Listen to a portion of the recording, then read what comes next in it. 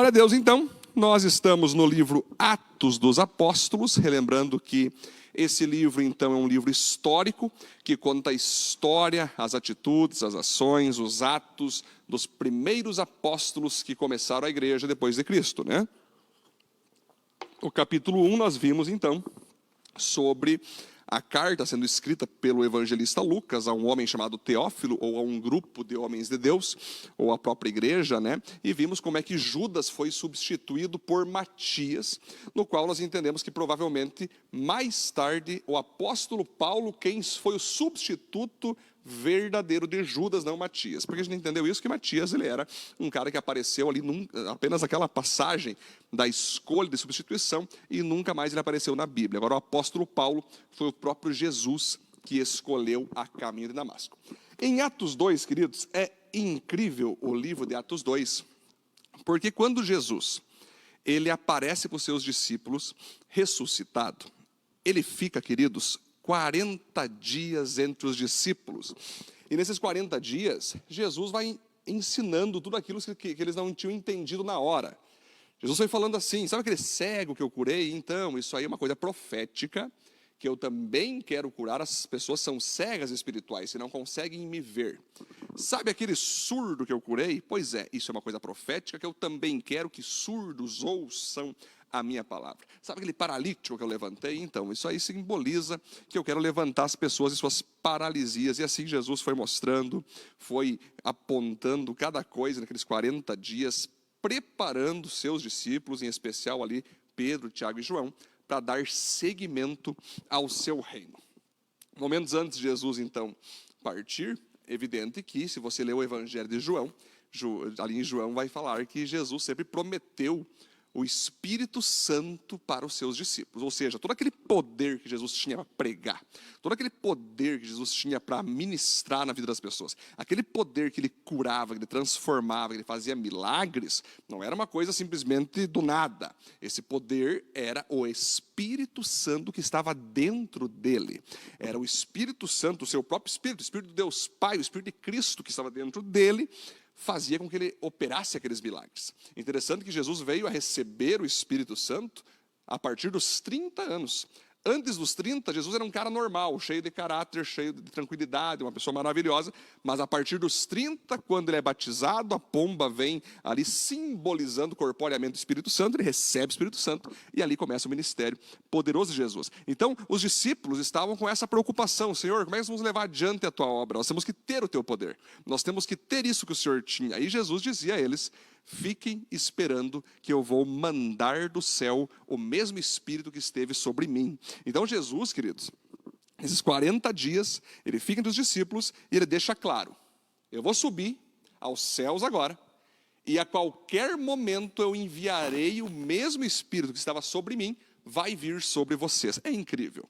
Aí Jesus sobe aos céus, os discípulos se reservam em um local onde todos os dias 120 seguidores oravam a Deus. Veja só, gente, olha que interessante a numerologia bíblica.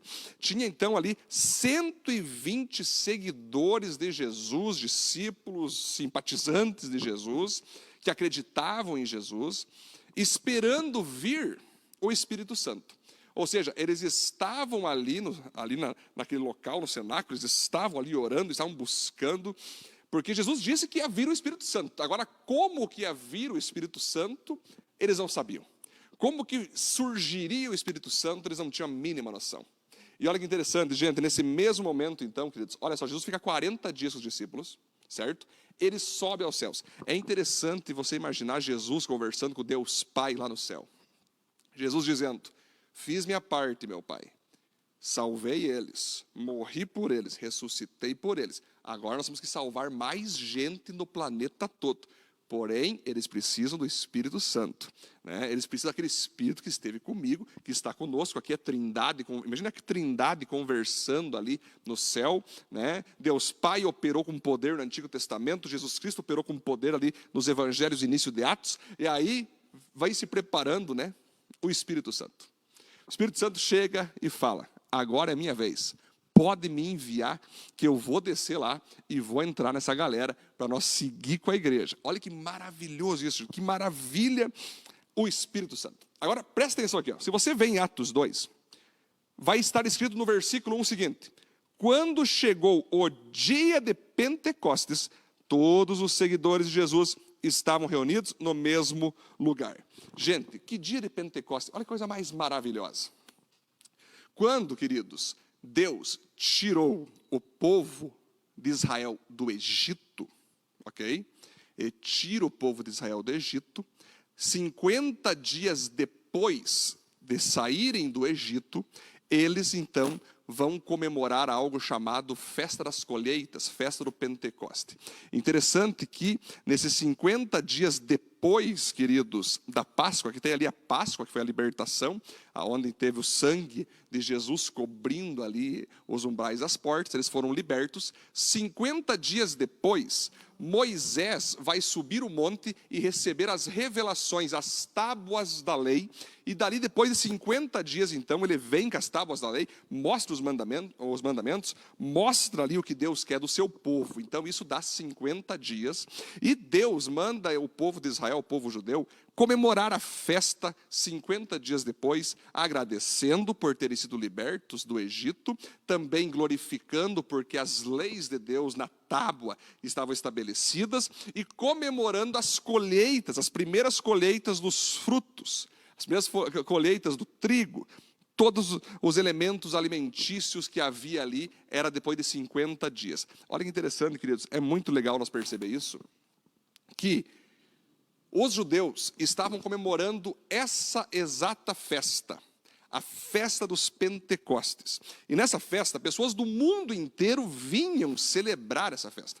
Pessoas do mundo inteiro vinham apreciar essa festa. E bem no dia de Pentecostes, aonde eles estão celebrando ali que as leis de Deus veio sobre os judeus, uma revelação veio sobre os judeus, naquele momento que eles estão ali comemorando as colheitas, naquele momento que eles estão comemorando a libertação do Egito. Imagina que coisa mais linda, queridos. Olha que dia que o Espírito Santo escolhe para vir.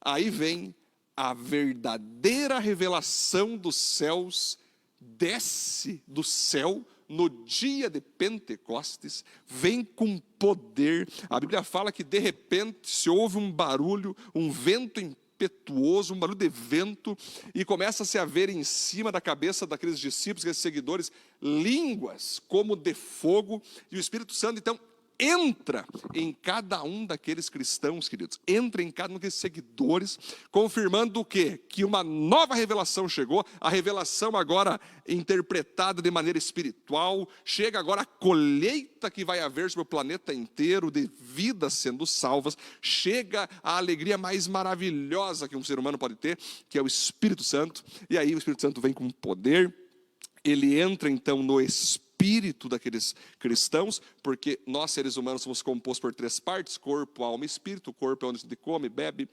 sente prazer, a alma é onde a gente sente tristeza, sente depressão, sente alegria, sente raiva, sente amor, é ali onde é que sente paixão. Aliás, amor é uma decisão de paixão, e o espírito é a região onde aquilo que nós colocamos em primeiro lugar na nossa vida faz habitação, é aquilo que nós consideramos divino, né? Só que esse espírito é do tamanho do próprio Deus, e por isso que só entregando a vida para Deus nós somos preenchidos. Se nós entregar a vida para o dinheiro, para o sexo, para a prostituição, para os bens materiais, para nós mesmos, a gente não é preenchido.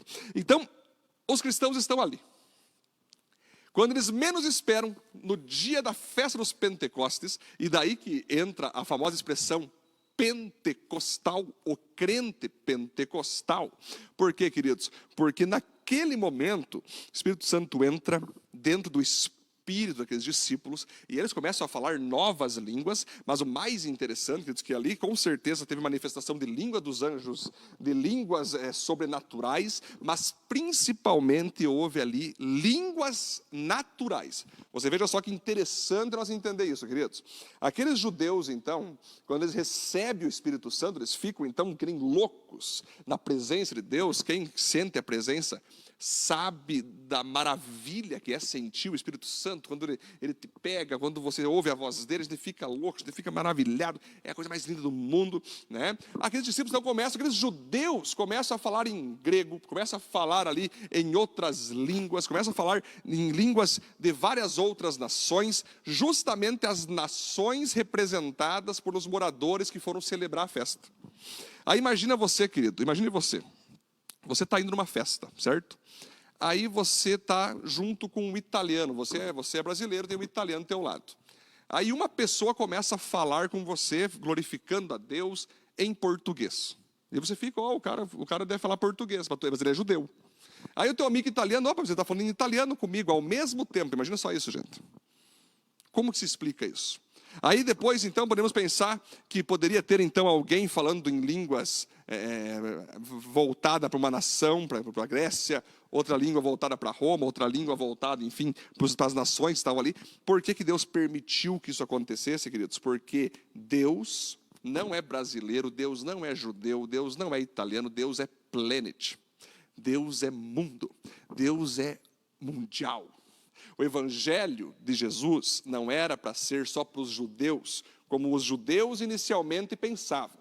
O apóstolo Pedro, o apóstolo Tiago, o apóstolo João tinham esse defeito. Eles achavam que Deus era só para eles. E Deus não permitiu isso acontecer. Quando veio as línguas manifestas, então, todas as nações representadas ali receberam ali o entendimento. É interessante que o próprio Filipe, se você analisar, de Samaria, dizem que alguém que estava ali naquela região, naquela manifestação, levou para Samaria o evangelho, e Filipe só depois confirmou, orando e batizando ali o eunuco, como você vai tarde vai ver comigo aqui em Atos, né? Muito bem, gente, então o Espírito Santo, ele vem com força. Aí muitas pessoas perguntam, pastor, só para entender, isso ali foi o batismo no Espírito Santo? Como é que funciona? Os cristãos até hoje têm aquela dúvida, muitos cristãos têm aquela dúvida. Todo cristão precisa falar em línguas? Todo cristão tem que falar em línguas? Falar em línguas garante a minha salvação? A evidência do batismo do Espírito Santo numa pessoa é o dom de línguas? Veja só, queridos, é importante analisar isso aqui. Quando o Espírito Santo entra na vida de uma pessoa, ali está o Espírito Santo. É o selo da tua salvação. É a representação de Jesus dentro de ti, você já está salvo, independente se você teve dom, se você manifestou algum dom, se você manifestou língua ou não, você está salvo. Fechou? O que é esse batismo do Espírito Santo? Nós podemos dizer assim que é uma potencialização de poder. É como se o Espírito Santo estivesse dentro de você, mas você ainda não usufruiu do que Ele quer te dar. Você só quer ir na igreja, você não quer se incomodar, você não quer ser muito usado por Deus. Mas, enfim, o Espírito Santo fica disponível dentro de você para te potencializar, se assim você desejar. Então, quando uma pessoa fala, Espírito Santo que há em mim, eu quero mais o teu poder, eu quero manifestar um dom que você queira que eu manifeste. Porque é interessante que os dons do Espírito, por mais que nós venhamos a pedir para Ele, é o Espírito Santo que decide que dom você vai ter ou não, ok? Só que é interessante que de todos os dons que vamos mais tarde, em outros livros, estudar sobre os dons, no livro de Coríntios, no livro de Efésios, no livro de Romanos, é interessante que o único dom que ele é disponível para todos é o dom de línguas. Sabia disso? Que todos os cristãos, se assim quiserem, podem receber o dom de línguas. Por que eu falo isso, queridos? Porque a Bíblia fala, o apóstolo Paulo mais tarde vai dizer, que o dom de línguas, ele tem o poder de você falar em línguas e edificar a si mesmo. Edificar outros irmãos é quando alguém interpreta as tuas línguas. Então, se esse dom tem o poder de edificar você mesmo, por que Deus vai querer que um seja abençoado, edificado, e outro não seja? Todos podem receber o dom de línguas. Todos podem receber o dom de línguas, se assim quiserem. Mas vai ser no tempo definido por Deus, vai ser no momento que Deus vai escolher para você manifestar esse dom. Agora, você não ter o dom de línguas não simboliza que você não foi batizado com o Espírito Santo, que você não foi potencializado com o poder do Espírito Santo. Eu conheço pessoas cheias do Espírito Santo, com unção, que no dia que receberam a potencialização, o batismo do Espírito Santo, manifestaram um dom de revelação, manifestaram um dom de discernimento, dom de sabedoria, manifestaram outros tipos de dons de cura, que ela ora por alguma pessoa, ele ora e a coisa acontece de maneira fácil. Então, sim, o dom de línguas é disponível para todos, mas não quer dizer que você não tenha o dom de línguas, você não foi batizado com o Espírito Santo. O batismo, então, a potencialização do Espírito Santo na tua vida é você manifestar algum tipo de dom. É você manifestar o desejo, aquele fervor de ganhar mais vidas para Jesus, de ganhar mais pessoas para o reino de Deus. Ok, queridos? Glória a Deus. Temos aí então o pessoal chegando. Olha só, boa noite, pessoal. A galera chegando. Meu Deus do céu, agora já perdi a conta aqui, mas bastante gente, hein? Glória a Deus, queridos. Então, essa é a primeira perícope aqui, gente, que eu estou falando com vocês. Sobre o Espírito Santo, queridos. Eu quero então que, assim, gente, eles me falam o seguinte, ó. Muitas pessoas, muitos cristãos, eles percebem que eles são frios, que eles não têm pegada, que eles não têm autoridade. Pode ser que você não recebeu ainda essa potencialização do Espírito Santo. Se você é um crente frio, um crente xoxo, um crente que não... é aquela coisa que não fede nem cheira, como a gente diz aqui no Brasil, certamente você ainda não recebeu a potencialização de um dom espiritual. Você tem que pedir, Deus me dê um dom espiritual. Senhor, manifesta em mim o fogo do teu Espírito Santo. Eu quero ser usado, eu quero manifestar a tua presença. Sempre eu falo para a galera que ministra louvor, que o primeiro ponto para uma pessoa ser um ministro de louvor com fervor e unção, é ele ter vida com Deus. Não adianta, eu vou imitar o André Valadão, vou imitar o Fernandinho. Cara, não adianta você querer imitar. As meninas querem imitar a Aline Barros, querem imitar, enfim, Mariana Valadão. A primeira coisa que destaca o ministro do louvor, o primeiro passo para impactar pessoas, e isso vale para os pregadores também, é a vida dele com Deus. Se ele tem vida com Deus, se ele tem aquela crença nos dons manifestos, o fogo se arrasta, o fogo vai se alastrar sobre toda a igreja, né? Então, se você está me ouvindo hoje, está me vendo agora, e você, pastor, eu me identifico com isso. Eu quero isso. Cara, dobra o teu joelho, vai para o teu quarto, clama a Deus, fala, Deus, manifesta um dom em mim aqui, Senhor, o dom que o Senhor quiser, Senhor. Eu quero esse dom de línguas também. Como é que faz? Eu quero falar em línguas. Sempre eu falo, queridos, que muitas pessoas querem falar em línguas. Eu ministro sobre pessoas para falar em línguas. Mas os caras vêm receber dom de línguas e ficam com a boca fechada, meu Deus do céu. Como é que você vai falar em línguas com a boca fechada, meu Deus? Os caras ficam... Cara, se tu quer falar em línguas, a primeira coisa que tem que fazer é soltar a tua língua. Começa a orar em voz alta. Deus, estou aqui. Em nome de Jesus, eu quero que o Senhor fale comigo. Eu quero que o Senhor me dê o dom de línguas. O dia que eu recebi o dom de línguas, eu falei em japonês. Eu falei a língua do Japão. Em japonês eu falei.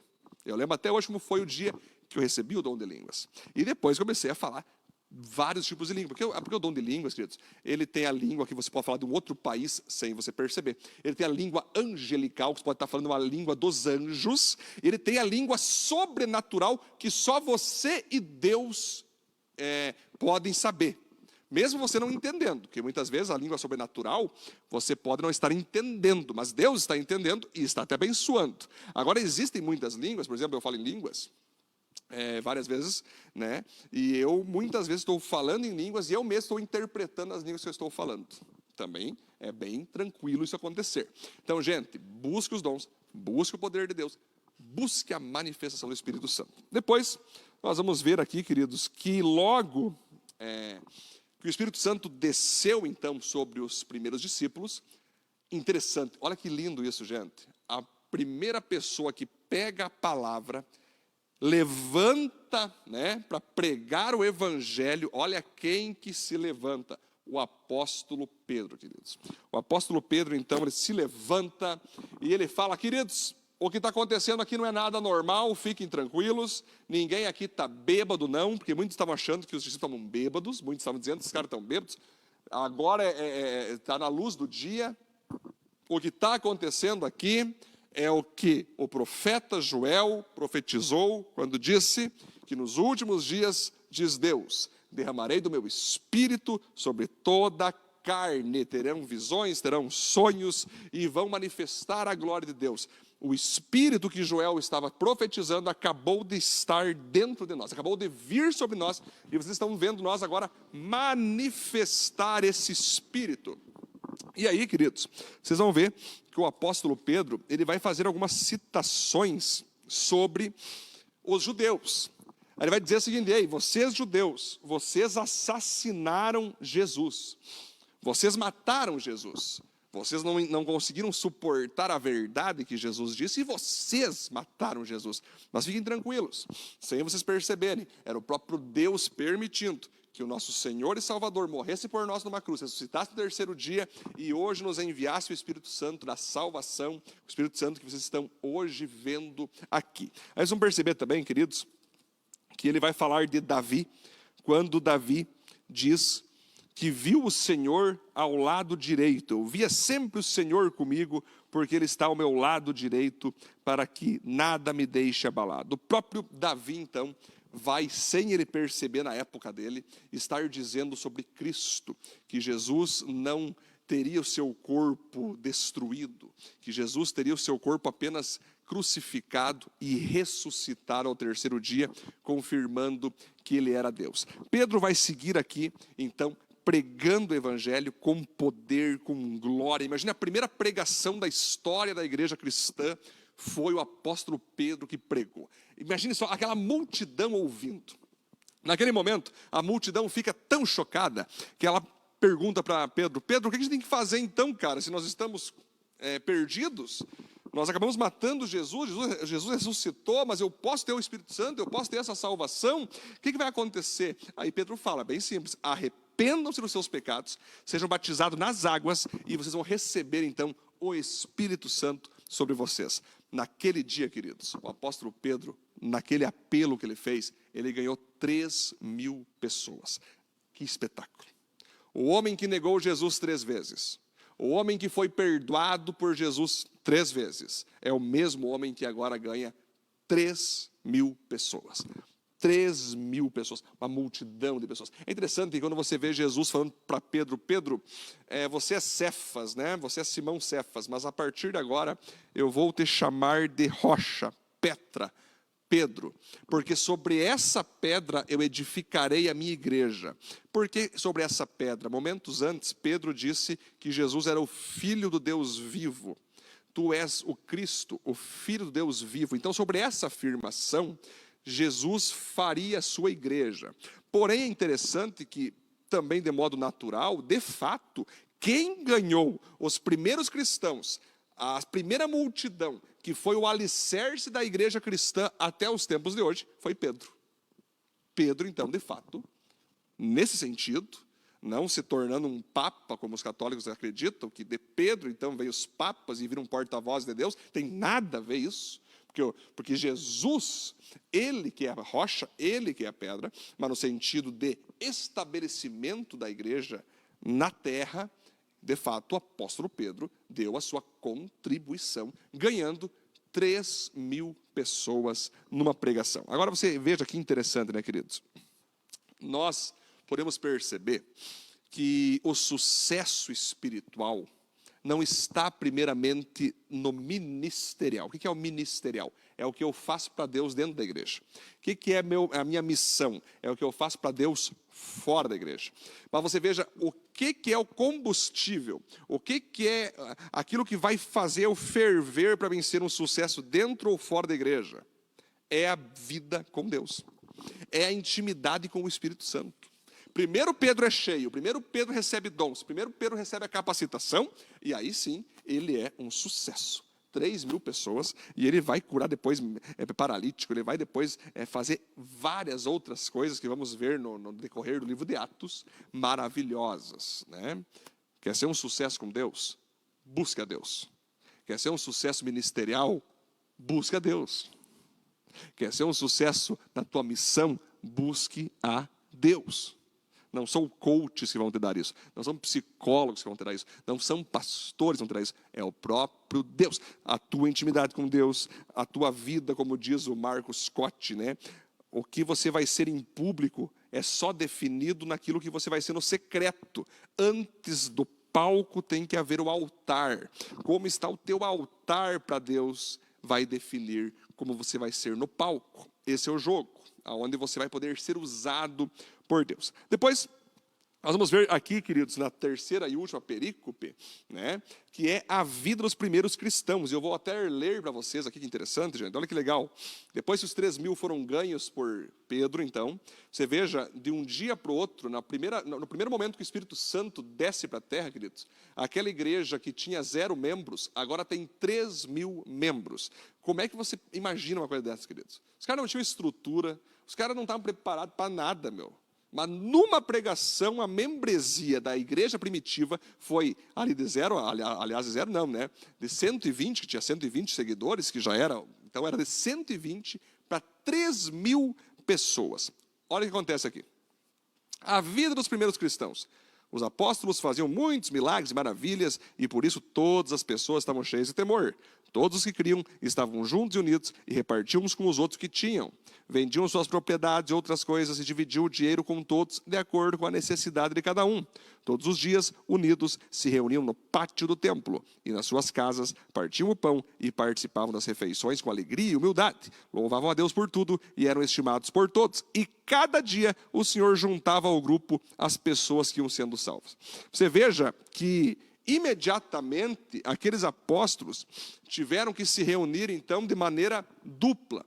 Pátio do templo, certamente ali com a maioria do povo, né, quase todas as pessoas, e casas, pequenos grupos nas casas. Então você veja que a ideia de pequeno grupo e de templo é uma ideia do próprio Deus, para poder comportar todas as pessoas, para receber palavras diretas para todas, mas para poder cuidar de cada uma delas, era necessário então pequenos grupos cristãos ali que receberam da sua palavra, e você tem a certeza que ali não deu tempo para você treinar a galera, não deu tempo de você fazer escola Timóteo, ou fazer treinamento. O negócio foi tão forte, queridos, que era assim, cara, não tem tu, vai tu mesmo, rapaz, cuida desse grupo aqui, cuida desse grupo aqui, vamos indo, vamos conversando, vamos cuidar dessas 3.000 pessoas novas que entraram para a nossa igreja. E era tão apaixonante a vida cristã, o amor daqueles cristãos por Jesus, que eles não estavam nem aí para a vida na terra. O que eles tinham, eles davam um para o outro, davam roupa, davam comida. O carro não era mais meu, o carro era de todo mundo. Esse terreno que eu tenho não é mais meu, esse terreno é da igreja, esse terreno é teu. O que é meu é teu, o que é teu é meu. Cara, foi lindo o entendimento daqueles discípulos sobre o que era ser, de fato, um cristão. Era alguém que estava de passagem por esse mundo, que vai ser destruído futuramente, para depois ir para o céu viver a eternidade. Então, tudo que nós temos aqui na terra deve servir para agregar mais pessoas. A igreja tem um fator interessante, que ela não usa pessoas para alcançar coisas, como muitos fazem. A igreja, ela usa coisas para alcançar as pessoas. E por isso, você vai perceber então que quando a pessoa, de fato, entregou a vida para Jesus, querido, ela perde toda a idolatria pelo dinheiro, ela perde toda a idolatria por posses, ela perde toda a idolatria por fama, por bens. Tudo que é dela é da igreja, tudo que é da igreja é dela. Uma igreja saudável deve imitar isso. Nada que eu tenho é meu. Agora o meu tem que sair para entrar o nosso. Aí Jesus vai ser lembrado quando ele orou aquela famosa oração: Pai nosso que estás no céu, santificado seja o teu nome, venha a nós o teu reino. Seja feita a tua vontade, assim na terra como no céu. O pão nosso de cada dia nos hoje. Então você veja, queridos, que o próprio Jesus já deu a dica, que quando você vira igreja, o eu sai para o nós entrar. O meu sai para o teu entrar. Então assim que funciona o nosso capítulo 2 do livro de Atos. Glória a Deus, queridos. Vamos ver aqui como é que está a galera. Quanto mais buscamos, mais recebemos. Edilene aqui. Temos também aqui Edio Haas, Hector, Thiago Medeiros, Badico, Letícia, Luiz, Fernando Padilha, Leonete, Alexandre, Tati Rabelo aqui, ó. Tati Rebelo, a Viva Tubarão. Abraço aí, Tati, para você, para o Robson. Também Robson está aqui em cima. Mari, Patrícia Dil, Bastante gente aqui, né? Neiva, Cainã, glória a Deus. Olavo também está aqui, Osmar. Gente, é muita galera. Obrigado aí por estar nos acompanhando. É um prazer poder estudar a palavra, compartilhar a todos aqui que estão nos assistindo. Temos pessoas aqui no templo também que estão trabalhando. Foi uma bênção estar com vocês, queridos. Que Deus abençoe a tua vida, que esse entendimento do capítulo 2 de Atos venha edificar a tua vida, venha te dar mais intimidade ainda com Deus. Vamos orar então, queridos? Senhor, te louvamos, te adoramos por esse tempo maravilhoso em tua presença. Espírito Santo que habita em nós, manifeste ainda mais os teus dons, manifeste ainda mais a tua glória. Eu quero orar por esse cristão que está me vendo, agora está me assistindo, que ainda se sente um cristão xoxo, um cristão frio, um cristão que ainda é incrédulo. Espírito Santo, visita agora esse irmão e essa irmã, que ela comece a sentir a tua presença da ponta dos pés até a cabeça agora, e que os teus dons se manifestem sobre essa pessoa agora. Manifesta o teu potencial total na vida dessa pessoa. Vem com línguas de fogo, vem com poder sobre ela agora, trazendo a tua unção, trazendo a tua glória, trazendo a tua capacitação, fervor no Espírito, fogo do teu Santo Espírito, em nome de Jesus. Amém. Amém, queridos? Deus abençoe. Até semana que vem, então, em Atos capítulo 3. Valeu!